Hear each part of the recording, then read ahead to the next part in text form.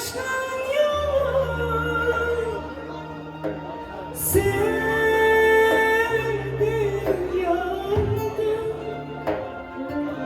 Gözlerim karanlık koyu,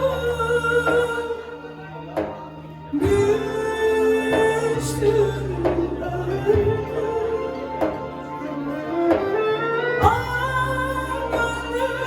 Şimdi başka yemezken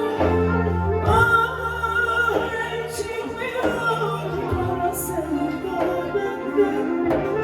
Sen hangi yerde sevdamı kaçtın? Ben karnalar misali yalnızım. Hadi gidelim.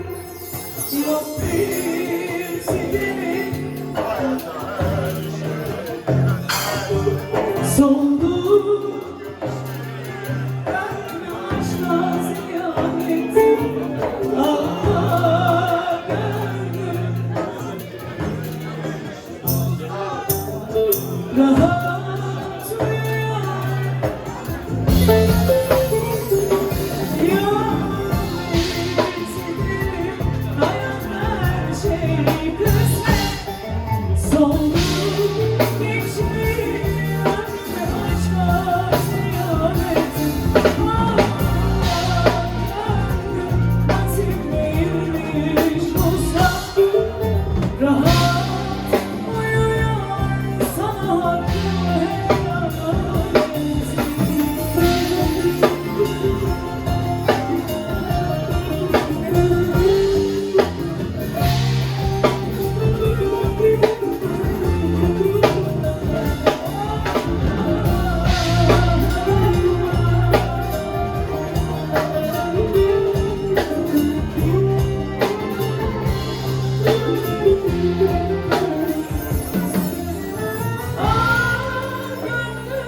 şimdi başka yalemezken, ah çekmiyor kara sevda benden.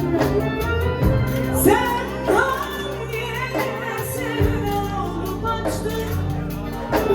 Ben karnalar misali yalnızım. Hadi gidelim. Yok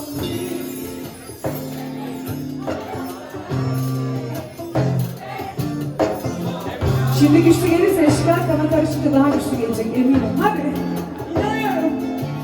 Ah gönlüm helal.